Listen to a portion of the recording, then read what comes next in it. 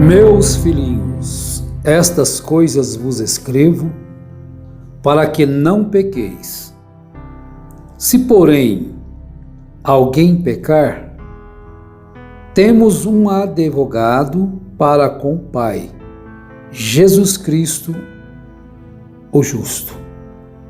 Ele é a propiciação pelos nossos pecados, e não somente pelos nossos, mas também pelos de todo o mundo. Que Deus nos ajude nesta meditação, nesta manhã, e possa, através da sua palavra, ajudar a quem está precisando, dar a cura a quem está precisando da cura e orientação a quem estiver precisando de uma orientação. Primeira carta de João, no capítulo 2. Meus filhinhos, estas coisas vos escrevo para que não pequeis. Mas, se porém alguém pecar, temos um advogado para com o Pai, Jesus Cristo, o justo. Um advogado bem instruído, capacitado, dá uma tranquilidade para o paciente, né? Como um médico, cuja aquela pessoa doente tem confiança no trabalho daquele médico. Ele faz as coisas com esmero, dentro do seu conhecimento. Não é alguém que visa somente o dinheiro, o lucro, mas o dinheiro é uma consequência do seu trabalho bem feito. O dinheiro é aquilo que ele recebe por o seu trabalho bem praticado. Estou com dificuldade de colocar essa palavra aqui, mas o médico, ele não está totalmente preocupado com o que ele vai ganhar. O médico vocacionado, o advogado vocacionado, mas ele quer ver o seu paciente, o seu cliente satisfeito, feliz. Agora, Cristo Jesus, ele é a propiciação pelos nossos pecados. Ele é um advogado por excelência. Ele não cobrou honorário, ele se colocou no lugar do culpado. Uma que também o culpado não poderia pagar o preço da sua dívida. Ele é a propiciação pelos nossos pecados e não somente pelos nossos. Preste atenção no que a palavra diz, no sentido da palavra. Corretamente, porque às vezes nós pensamos que o céu é só nosso, só nós que podemos ser salvos, que somos melhores. Podemos incorrer nesse erro de nem orar pelos outros, porque você é perdido mesmo, você não tem chance para você. Mas a palavra está dizendo isto. Não somente pelos nossos próprios pecados, mas ainda pelos do mundo inteiro. Isso te alegra ou te deixa contristado? Que aquela pessoa que às vezes você nem gosta dela. E se ela estiver lá no céu, hein? Como vai fazer? Você não a quer ver no céu? Se você não quiser vê-la no céu, você também não vai estar no céu. Já começa aí, porque o mesmo Cristo, o mesmo Jesus que morreu por você, morreu também para dar vida a ele. Se ele receber a Jesus Cristo no seu coração como Salvador, foi para ele que ele morreu também. Essa palavra é muito gloriosa. Ela é muito maravilhosa. Ela é poderosíssima. Poderosíssima, meus irmãos. Cristo é a propiciação. Agora, advogado. Quero também tomar aqui 1 Coríntios capítulo 6, Paulo falando sobre o litígio entre os irmãos, intriga, problemas. Pega emprestado, não paga. Paulo não está defendendo isso não, gente. Paulo não está defendendo a anarquia, não. Paulo não está defendendo o mal pagador, aquele que não gosta de trabalhar, de forma alguma. Às vezes as pessoas pensam aí que a pessoa não pode ser julgada porque é irmão, não é? Mas observe o sentido da palavra. Ousa algum de vós, tendo algum negócio contra outro, ir a juízo perante os injustos e não perante os santos? Não sabeis vós que os santos hão de julgar o mundo? Ora, se o mundo deve ser julgado por vós, sois indignos de julgar as coisas mínimas?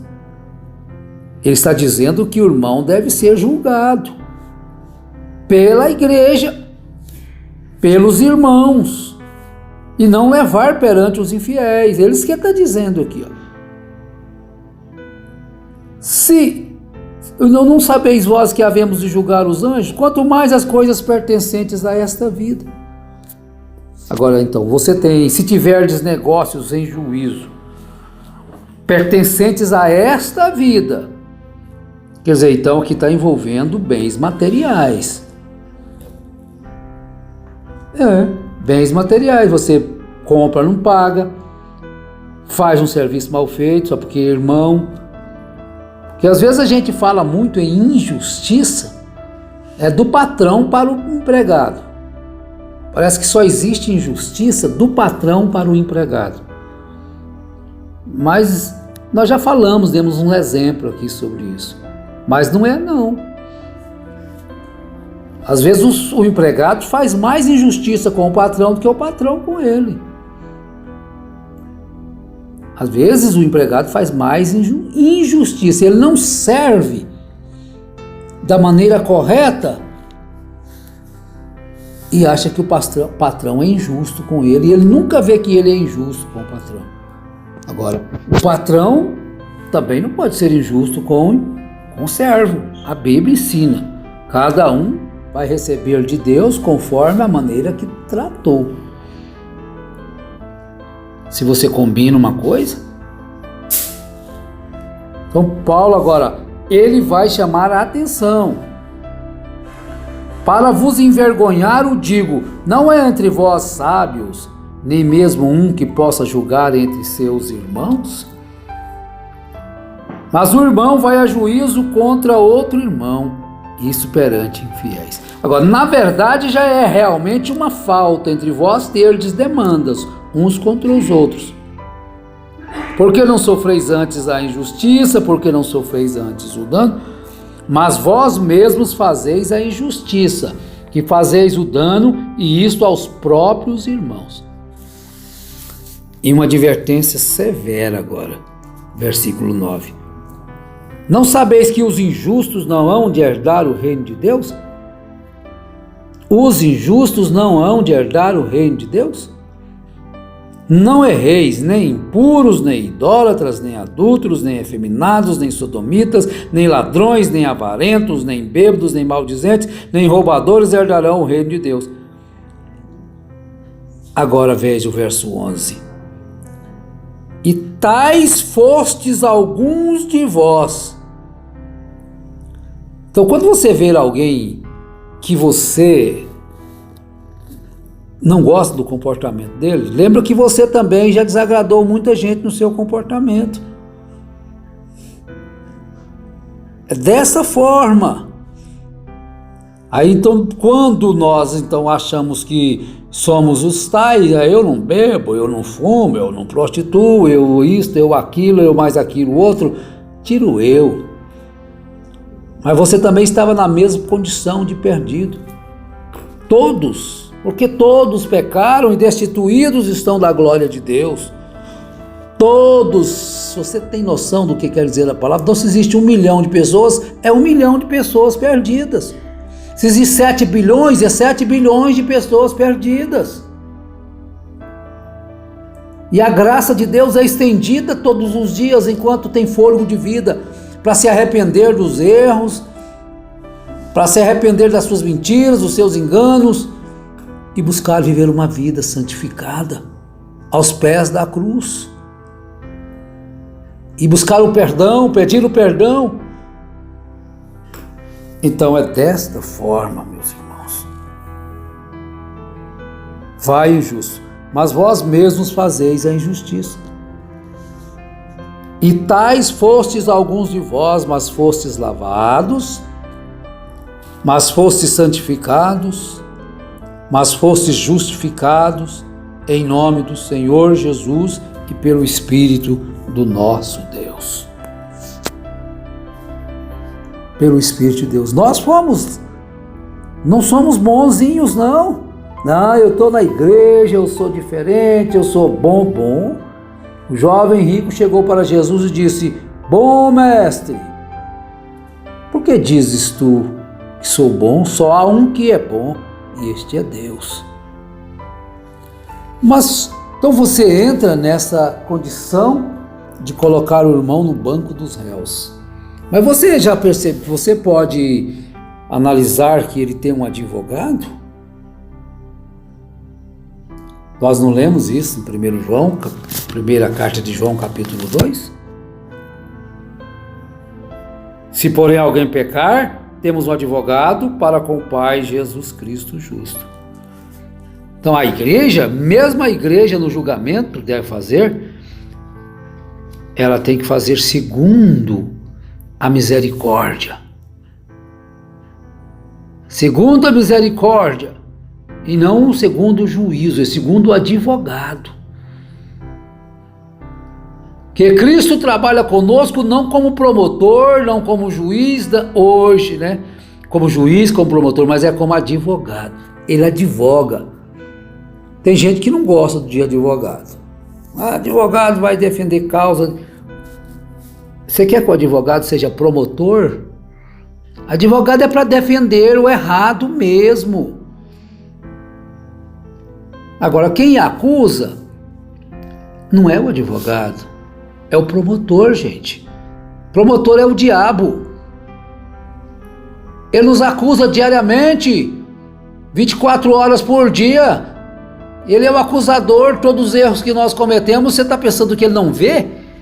Talvez seu pai não vê, sua mulher não vê, seu marido não vê, o pastor não vê, os membros da igreja não vê o que o pastor faz. O pastor apronta para lá e para cá, faz o que quer, e os membros não veem. E quando veem que estão no sistema, acham que o pastor não pode falar nada com o pastor, porque o pastor é o... Porque com Jesus a gente pode falar, com o pastor não fala. Não é dessa forma a Bíblia. A Bíblia você tem que ser franco. Tem que ser honesto, franco, mas tem que ter misericórdia. A questão é que aqueles homens lá do passado, os promotores lá da lei, não tinham misericórdia, eles não eram advogados, mas Cristo é advogado. Cristo advogou a causa daquela mulher pecadora, Cristo advogou a causa da samaritana, Cristo advogou a causa dos apóstolos, Cristo advogou a causa de todos aqueles que vieram e abraçaram a sua mensagem, o seu evangelho da paz, e ainda hoje advoga. Então vejam bem o cuidado que você tem que ter, que nós temos que ter em relação a esta questão que Paulo está dizendo em 1 Coríntios capítulo 6. Levar a parte, porque você sabe se o advogado dele é Jesus, às vezes ele não tem dinheiro para constituir um advogado. Aí você diz, mas o meu advogado também é Cristo. O meu advogado também é Jesus, e o advogado dele também é Jesus.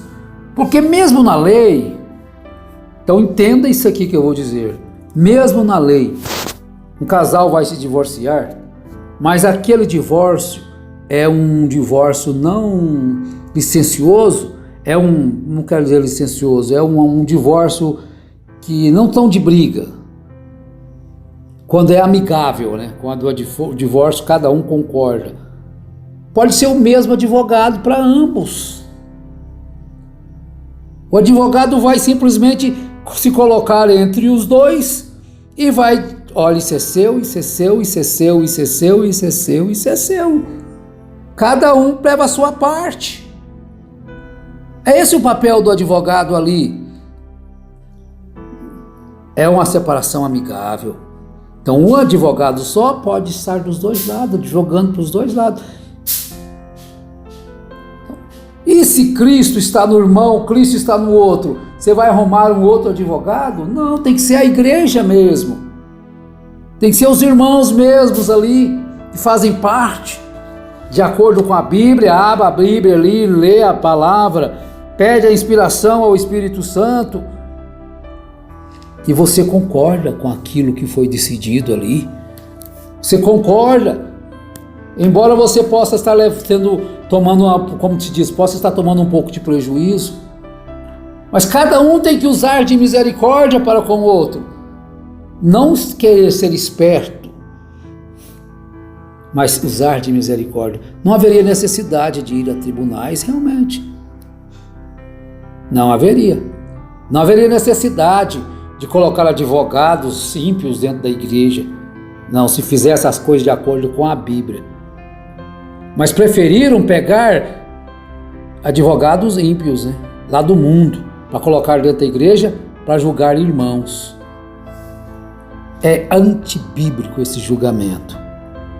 É errado perante Deus. Não tem nenhum sábio no meio daquela igreja, nenhum. Porque buscar a coisa errada, porque não existe nenhum sábio ali. Então nós não vamos dizer que somos bons, melhores que ninguém, mas vamos pedir graça, misericórdia de Deus, para que não nos deixe agir contrário à sua vontade. E que Deus te abençoe, meu irmão. Deus te abençoe, minha irmã. Pense sobre essas coisas. Vamos compreender uns aos outros, em nome de Jesus Cristo. Amém.